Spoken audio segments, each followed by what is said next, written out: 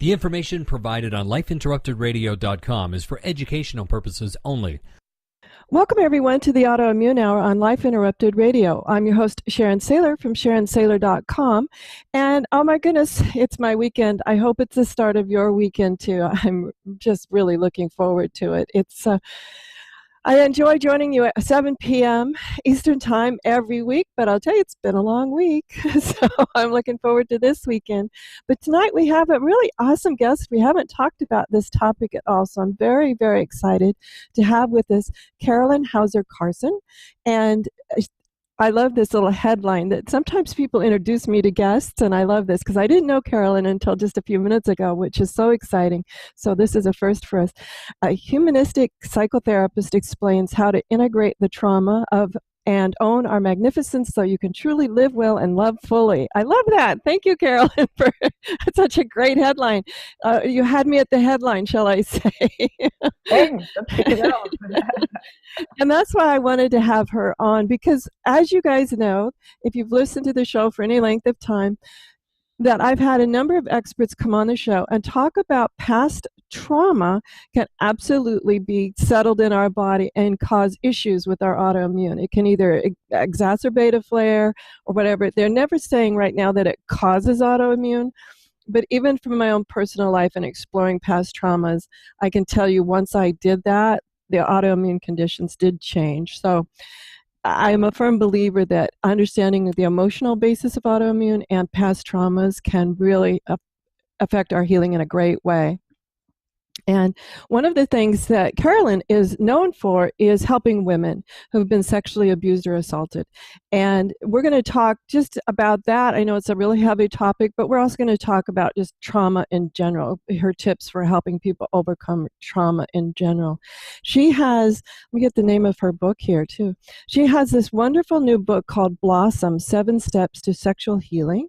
And there are 7 weeks program that she brings out the healing that's necessary for women to create their truly dream lives, which I just love that idea, because who doesn't want a dream life? So Carolin, thanks for being on the show, and tell us a little bit about your background. When I was reading in the book, I was surprised by your background. So tell us a little bit about your background and how you became to be an expert in this very important topic. My story actually started with eating disorders. That was my first kind of battle. I had anorexia and bulimia started when I was 10 years old, and then I really battled them until in my early 20s. And I did have an experience of sexual abuse in my early teenage years, but the eating disorders had started much earlier, so it never quite made sense to me why. And then in my 20s, I did find a way to heal the eating disorders through family constellations, which is one of the modalities that I'm trained in now, and it's very powerful. So I found that, and it helped me heal. And my 20s, I then spent learning about healing and became a naturopathic doctor and psychotherapist and all of that.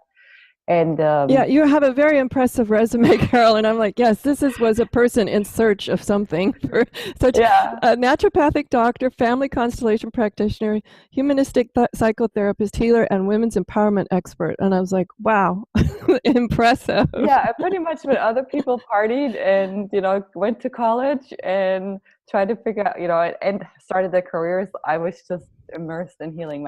I have spent on healing what other people spend on a house, I think a lot of us can relate. I think that's why I started the Autoimmune Hour, was to find answers for myself and others. So go ahead. Let's go ahead and let's find out some more. And then for me, I had my first daughter in my late 20s, and when she turned 3, which was when I was about 31, that brought back memories of the early sexual abuse. And so for me, I started remembering when I already had all this training, and it still was when it came out, it wasn't really a surprise, but it really threw me because I wasn't functioning. Like for 2 months, I just couldn't function. And I talked to one of my teachers, and then he helped me to really see how, with all the training that I had at that point, and then finding this out, that it was really part of my purpose to find a way for myself and others to heal. So that's how the book was born. Before I wrote the book, I took myself and a group of women on a healing journey and tried out these different concepts, and then took their feedback and then created the book. based on what we did together.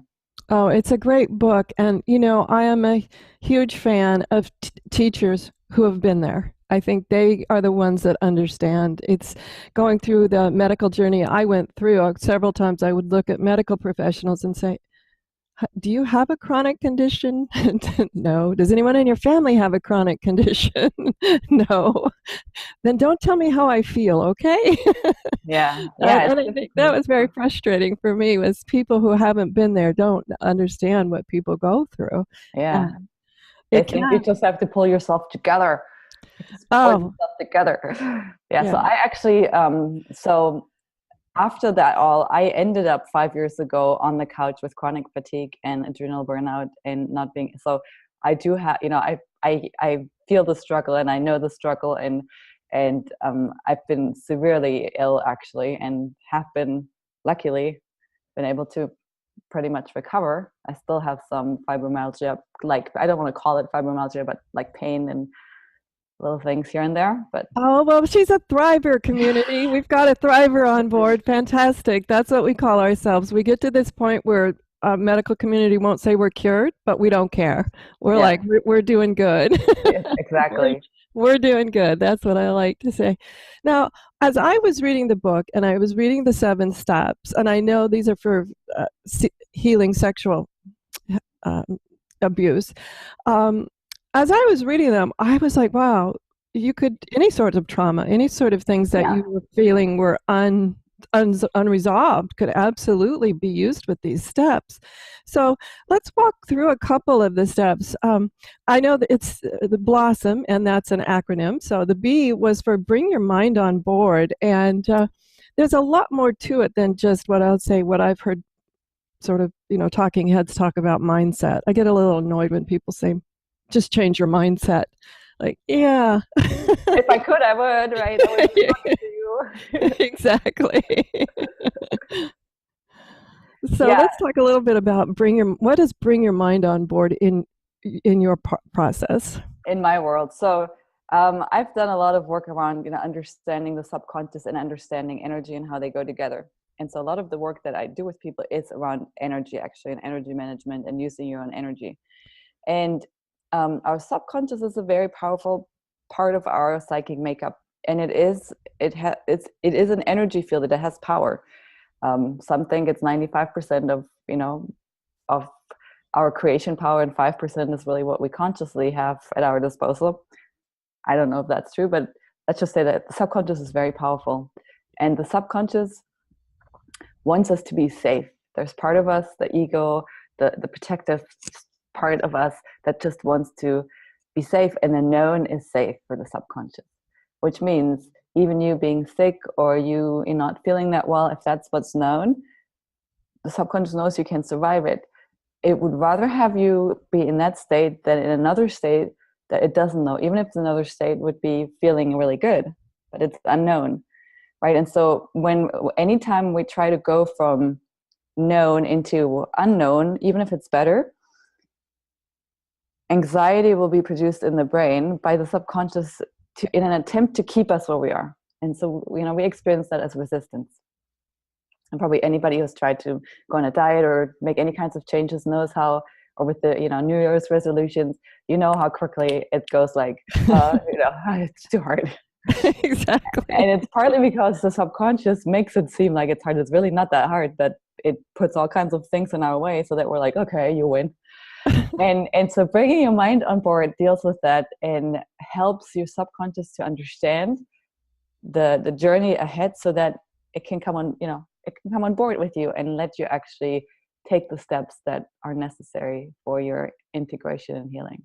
Yes. Well, and I found the subconscious also sort of has what I'll call unpaid helpers at times, and that would be family members, medical community people, your friends, who, not that they want to keep you sick or in a bad, funky place, but oftentimes their subconscious knows you at that moment, and the whole idea of change bothers them too. And I found you can sort of get this crowd anxiety going on when someone changes.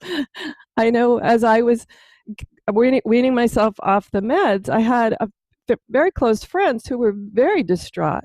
Like something was going to happen as I was weaning off these meds, even though under medical supervision and things. And I found that fascinating, that I even had to deal with other people's anxieties, not just my own, about, yeah, it is a little scary weaning off these meds, but I know it's the right thing to do. Mm-hmm.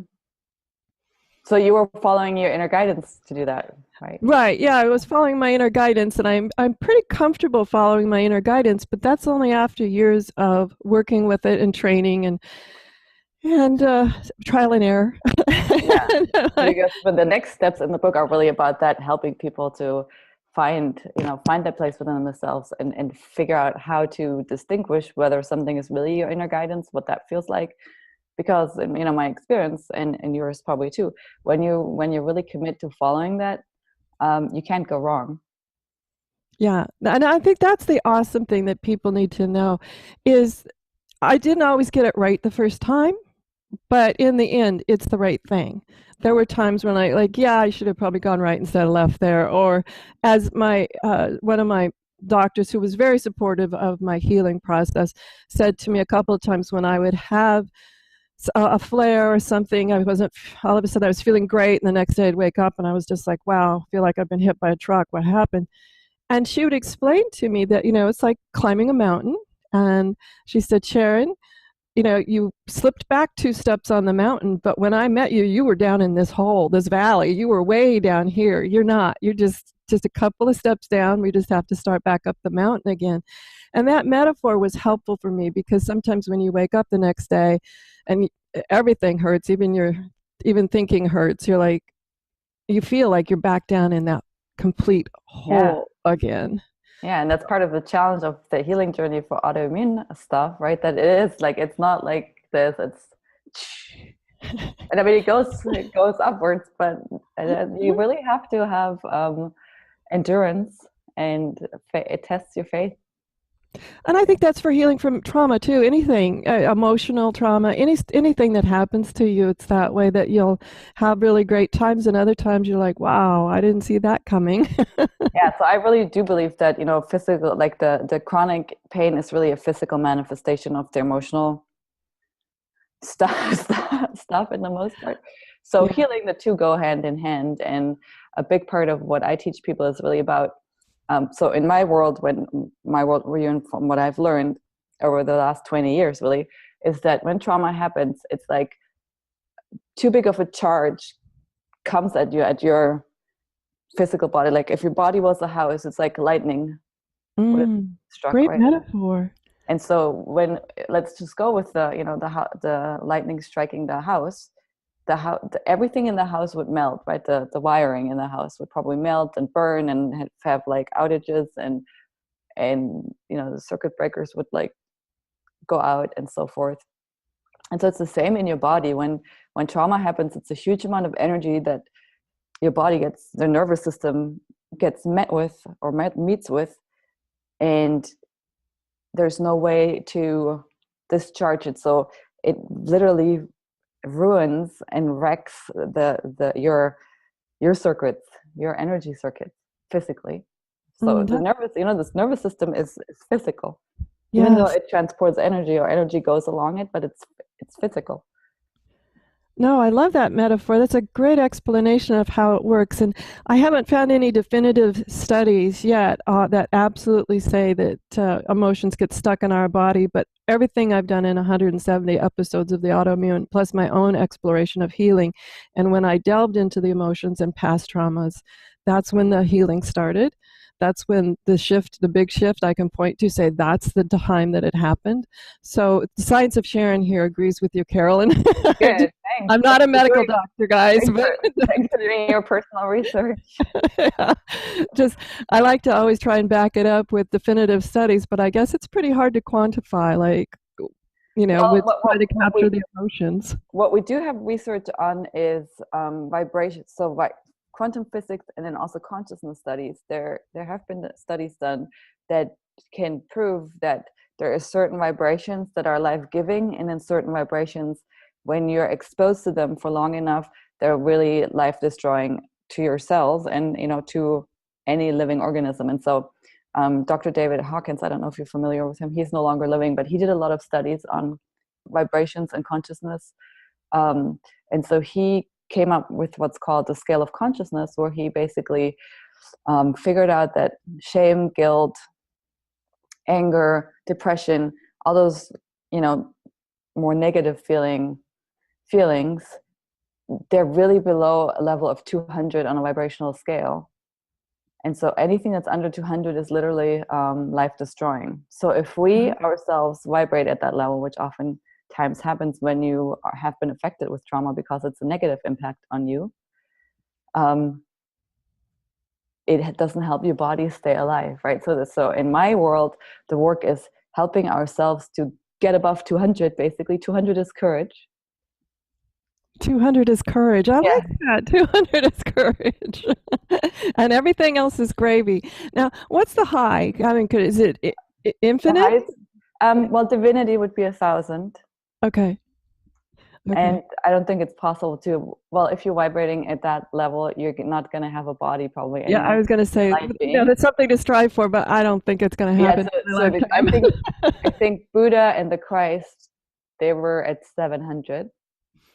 Okay. When they were incarnated in the body. And then I don't think there's been any living human being above 700, just because the body needs a certain density.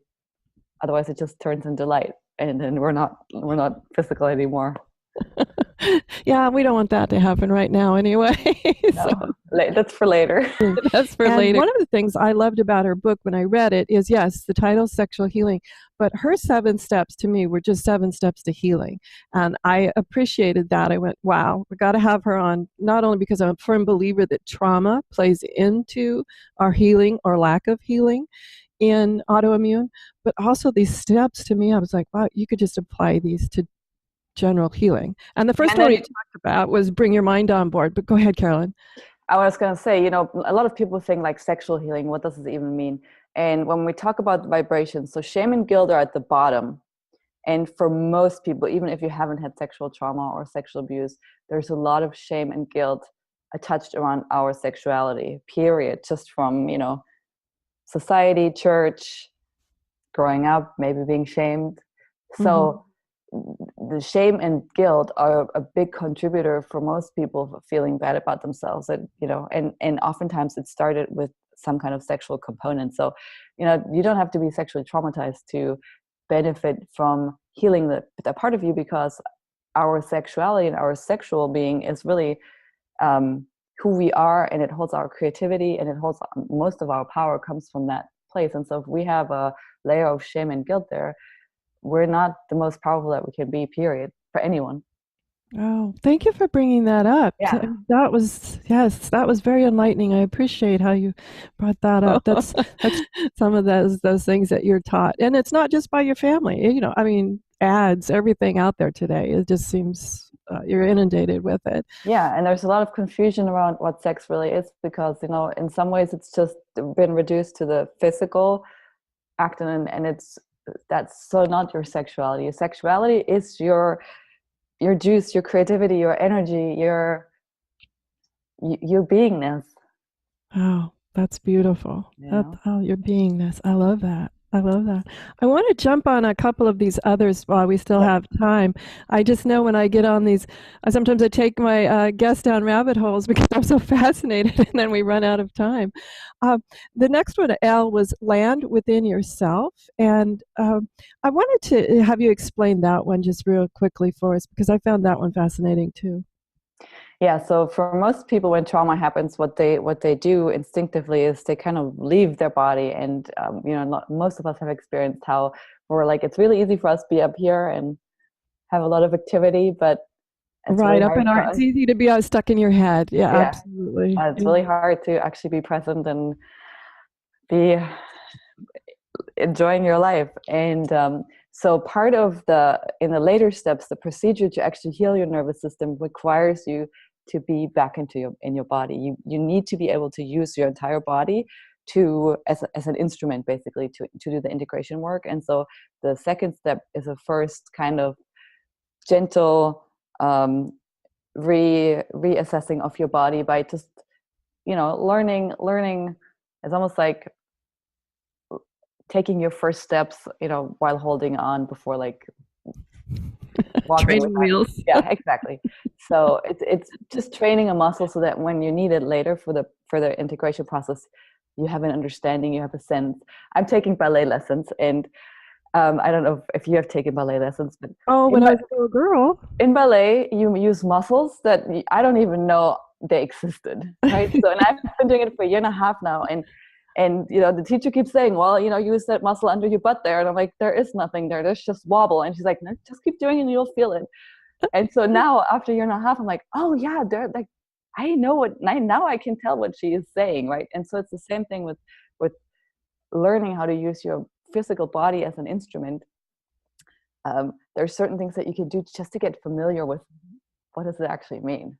And so that's pretty much what this step is about. And then also it leads to really being able to hear your inner voice and inner guidance, which is the third step, right? So it's a preparation for that also.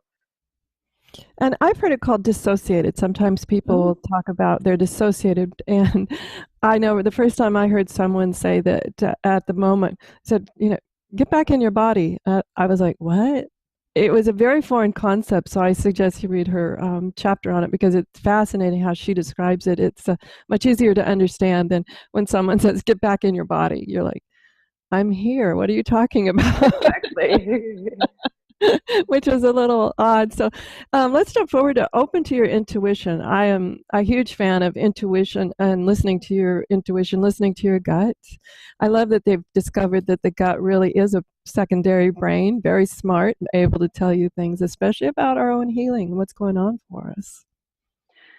Yeah. So, the voice of your intuition is the voice that will always lead you towards better and greater, and it will also keep you safe, right? For a lot of people that have gone through sexual trauma, they don't feel safe anymore. And so part of what needs to happen for you to be able to hear your intuition is you have to heal a part of your brain that's more down here, the reptilian fight or flight, right? So I think that part of why autoimmune diseases are so rampant is that a lot of us are operating from fight or flight and are, living more in an adrenaline based, or like adrenaline and cortisol are out of balance, and it's not good for our bodies. Right. And so from a like neurophysiological and biochemistry perspective, when trauma happens, and this is proven, you're more prone to that brain being activated. So for a normal person, when there's all kinds of sensory input, it just goes through the reptilian brain checks it out. It's like, okay, this is not a live threat. And then lets the information go up to our emotional brain and our frontal cortex. Our frontal cortex is where we can be wise and where we would receive the inner guidance, probably, Right. Although we feel it in our heart, but it's a connection. And so when trauma happens, this part is almost like, they're the guardians. The reptilian brain is like a guardian, and it's put more on guard. So it will, when the sensory input comes, it will always err on the side of, oh my God, this is dangerous. But even if something is not dangerous, so the information doesn't even get passed on. And what that means is that in your life, you're making decisions based out of survival. So literally, you're being reduced to being a lizard. Right. But we're unaware of it. I have a big one, and sometimes I like, okay, like all she does is like she sits there, and then there's food, and then she goes and eats it. I know, but we're definitely unaware that we're operating from that, because as I explored this and read Dr. Bessel van der Kolk's work, The Body Keeps the Score, as well as I'm a huge fan of Dr. Stephen Porges's work on the neurobiology. They talk about that switch can get stuck on, and then it just becomes quote unquote normal, because it's stuck on and we don't know any different, because it never unsticks itself unless you work at it. If you feel like you're struggling, and you're like constantly in survival, the reason, it's not because your life requires that, it's because of your brain. Right. Right, so And that's when you know that, that's where the power comes back into your hands, because then you're like, okay, this is my life actually is not, it seems like your life requires you or makes it so that you're constantly struggling and in survival, right? It could be your pain, it could be anything outside of you that you perceive from outside of you. It's not so, it's because you perceive it, your brain perceives it so, and this is why this work is so important, because you actually can switch it off. You can learn to help heal the brain and switch it off so that you then perceive things differently and make different decisions. And that's what's so fascinating to me, is it's an actual physiological response that you can change. Sometimes people think well, it's the brain, it's like talk therapy or whatever. No, it's actually a physiological response that can be turned on and off. and I think that was so fascinating. Breathing has a lot to do with it. Using your breathing can be a really good tool. And then this coming back into your body and using things that require your whole body, require you to be in your whole body. Yeah, wow. It's fascinating. Now, you also have See with the Eyes of Truth.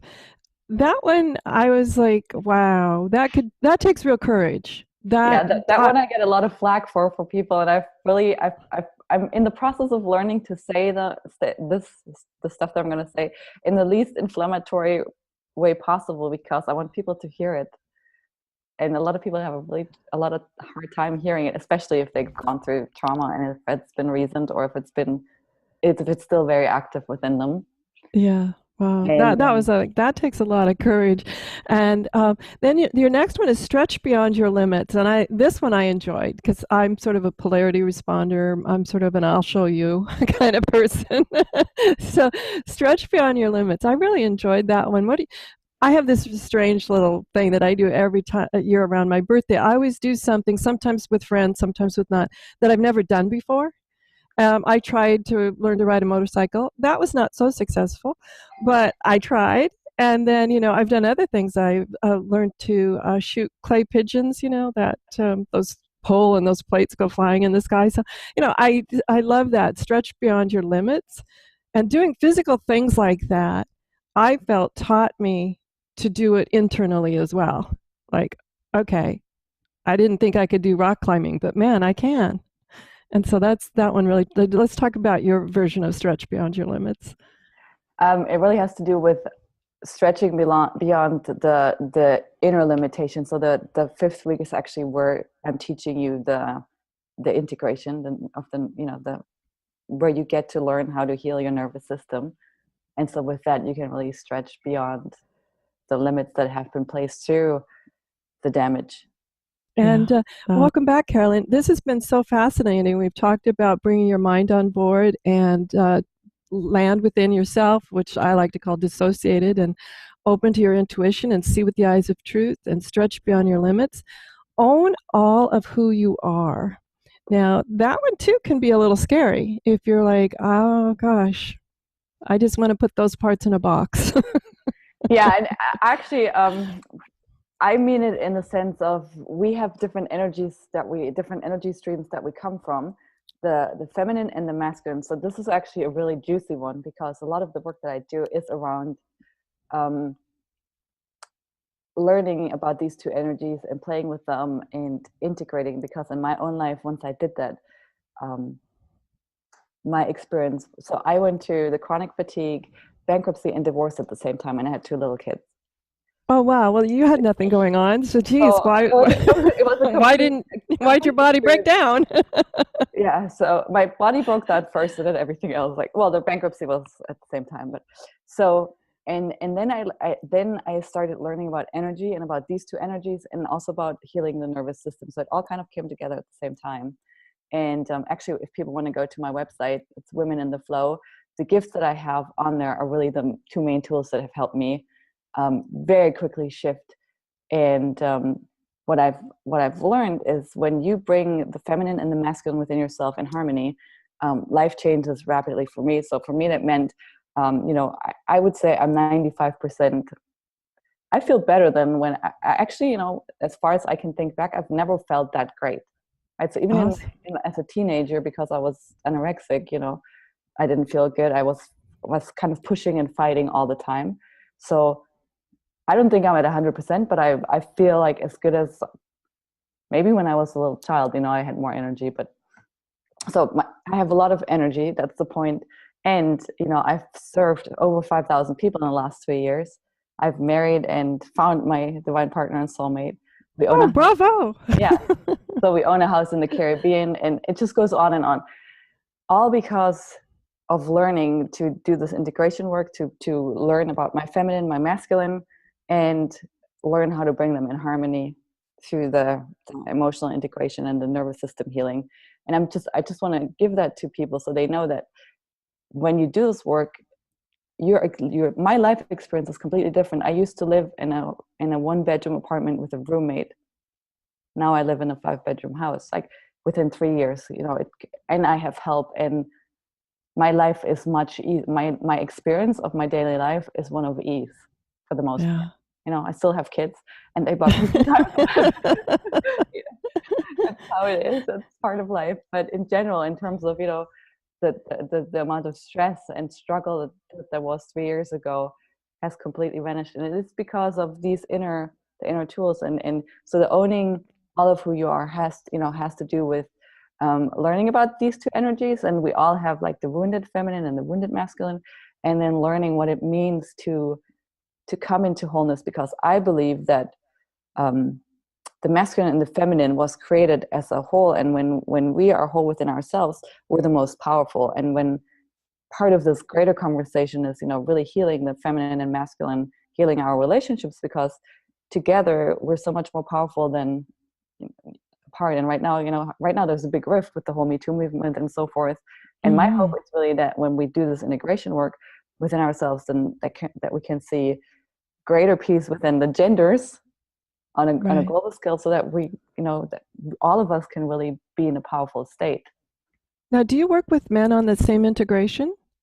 Yeah, I mean, most people that find me, most people that resonate with me are women, just because of my story, and I'm a woman. But I do work with men also. Yeah, I do host retreats, so people can come to retreats. In the future, I would like to do couples retreats also. That hasn't happened. That sounds fun. Sounds fun. Awesome.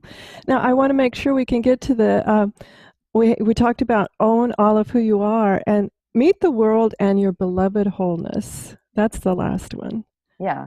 So the last one is really about taking all of what you've learned and applying it to your relationships, because in my own case, I know that my true joy comes from relationships, right? Being able to have love and receive love and give love, and that's what life is all about. And so how do you take what you've learned into relationships, and then how do you use your relationship to keep growing? Because the energetic work is ongoing. It's like, like eating healthy. Stop eating healthy, right? And so there's energetic things that you want to do on a daily basis that become it's almost like energetic hygiene. And you can use your relationships to see whether you're, on track or off track, because the moment so for me as a woman, the moment I'm in conflict with my husband, I know that somewhere within myself, I'm too much in my masculine, for example. Right? And so I teach people how they can use their relationships, because that's what I do. I use my relationship as a gauge to see how well I am doing within myself in terms of my balance. And to be balanced for a woman who feels more feminine, to be balanced is actually to be more in my feminine and then use my masculine when I need it for my business and so forth, if I have to be stern with my kids. But for most of us, and also I think that's part of why, we see so many people with autoimmune stuff, is we've been too much in the masculine. And also for abuse survivors, a lot of abuse survivors, female abuse survivors, it didn't feel safe to be feminine, right? We thought that, because we were radiant and happy and joyous and feminine, that's what attracted the abuse, right? So it was safer to switch into the masculine. So it's just a natural thing that happened, but it's really not good for a female body to run on that energy too much, right? So this is like a really crucial, especially for your listeners, I think a really crucial piece to learn and to play with and to, learn more about the feminine energy part and peace. Well, that's fascinating. I have not heard it explained that way before, and that makes a lot of sense in the many, many, many stories I've heard in my own experience about balancing the energies. I hadn't thought about, using my partner as a gauge. That's fascinating. Now, how does your husband feel about that? Does he? I'm sure he's on board with the whole thing and understands what you do for. Oh, he'll be the first one to say, I need to be a woman. You need to stop being. He'll tell me. Actually, he doesn't know that, but Oh, I love that. I love that. You just need to relax right now. Why can't you just relax right now? Yeah, well, sometimes I say, yeah, if I could, I would. It's not. So that's them asking us to just be in the feminine, the healthy feminine is relaxed. Yeah, absolutely. So that's what I mean. Like when he says that can give you a clue that, oh, okay, I'm too much in my masculine right now. What could I do? I could take a bath. I could, that there's different practices that you can do that help you connect to your feminine. Awesome. That's fantastic. What other tips? We're down to just, I don't know, about the last 6 or 7 minutes here, and I want people to know how to work with you and how to get your book. But when we're looking at the process of healing, and I know that's a generalized kind of concept, but you've given us these fantastic 7 tips. What are some things that we need to also be aware of as we go through your process and we practice these skills? One of the things that people fall prey to is thinking it's too easy. It has to be more complicated. Oh, how many times have we thought that of a lot of things? Yeah, so I have a lot of clients who I will say, well, did you do the emotional integration? Like they'll come to me and say, oh, this is going on and this is going on. I'm so triggered. What should I do? I'm like, well, did you do the emotional integration? What is that? And I know exactly that I've told them 5 times and taken them through the process and given them a recording. And so it gets dismissed because people think, there has to be more to it. But there isn't more to it because the negative energies in your physical body, and it's literally like you need to use your body to digest it. And unless you do it, it will not go away. There's no, no talking about it, no processing through it, no catharting about it. And that's just it.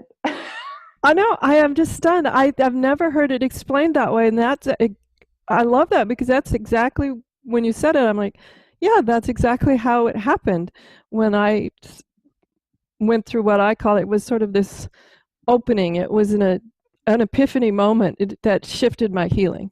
And I had never heard it explained that way. And so I'm sitting here a little mesmerized for a second going, yeah, that's exactly what happened. Although I wasn't guided or doing it on purpose. Luckily, I guess. This is just, I didn't come up with that. I'm just basically, I also witnessed this in myself. And so you're speaking to a true experience, right? So it's true. Right. Yeah. And that's what I mean. There's just things that just are. And when you do them, then they work. Don't overthink them. Just simply do. And there is no shortcuts. To go back to my ballet, there is no shortcuts. You just got to do the training. The people that can dance, they can dance because they've done it for years and they've spent hours and hours and hours getting those muscles. There's no shortcuts. Yeah. I love that, where someone once told me, oh, I just found out about you. You're so lucky. You're such an overnight success. And I'm in my body language world where I do, this is my passion, and that's also my passion, but it's what I do outside of the autoimmune world. And I'm like, yeah, 25 years to overnight success. Thank you. Exactly. So, there is no shortcuts. Although luckily my healing process was much quicker, so thank you. Tell everybody how to get your book and how to work with you. I know you mentioned your website, but mention it again, and you have some beautiful free gifts for us over there. So let us know all about that wonderful stuff. Yeah. So the book you can get on Amazon. Just put in Blossom 7 Steps to Sexual Healing, either on Amazon or at my website, which is womenintheflow.com. Men are welcome too. It's useful for you too if you're men listening. It's Women in the Flow. And so the gift that I have on there, the first one is really helping you with the emotional and the integration and nervous system healing. And then the second tool is a tool that is also very body centered that will help you find your true yes and no, which is so important because when you do know how to make decisions based on your true yes and no, you end up really creating the life that you want and allowing yourself, when you go by your inner guidance, your life will transform because you're going to allow yourself to say yes to the things that you truly want. Yes. And one time, years ago, someone pointed out that every time I say yes to something that I didn't really want to say yes to, I was saying no to something that was important to me. And that was a critical moment in my decision-making process, and learning to set boundaries was understanding, you're right. I just said yes to something that's going to take away from time with people that are, close to me, take time away from my children, whatever. So I always say, know the cost of your yes and know the cost of your no. Yeah, that's because, and I mean, for a lot of people, the reason part of why the abuse actually happened is because they didn't speak up. We don't speak up, right? So and then we keep going to our lives, because we think we have to survive, or that nothing bad happens, but that's not true. Yeah. Standing in our own power, understanding our own power. And that's what Carolin talks about in her book, Blossom, 7 Steps to Sexual Healing. And her name is Carolin Hauser-Carson, so you can look that up on Amazon or online. womenintheflow.com, correct? Mm-hmm. FLOW. Yeah, we'll have that up on the Life Interrupted Radio site for you as well. And be sure and go over to lifeinterruptedradio.com and sign up for Transcribe Tribe if you haven't yet. You can be able to get the transcript of this as well as all the other episodes if you'd like. And we have all great little videos and all sorts of fun things over there as well. You can join us on Facebook at Life Interrupted Radio if you'd like. And I've got great news. I know it's late. Everybody's going to roll your eyes at me. I finally figured out Instagram. So we're starting on Instagram. And so look up Autoimmune Hour Radio. So that's where you'll find us on Instagram too. So everyone, thank you for being part of my community. This just means so much. And I know our shared energy has helped all our healings and becoming a community of thrivers. Carolin, thank you for sharing your important message too. This is really something that we all need to take to heart. And everyone, have a great weekend, whatever your adventures. Join me next Friday, 7 p.m. Eastern Time for another episode. And as always, enjoy. The information provided on lifeinterruptedradio.com is for educational purposes only. What you hear, read, and see on Life Interrupted Radio is based on experience only. The information presented here should never be used for any legal, diagnostic, or treatment purposes. Always seek sound legal, medical, and or professional advice regarding any problems, conditions, and any of the recommendations you see, hear, or read here on Life Interrupted Radio.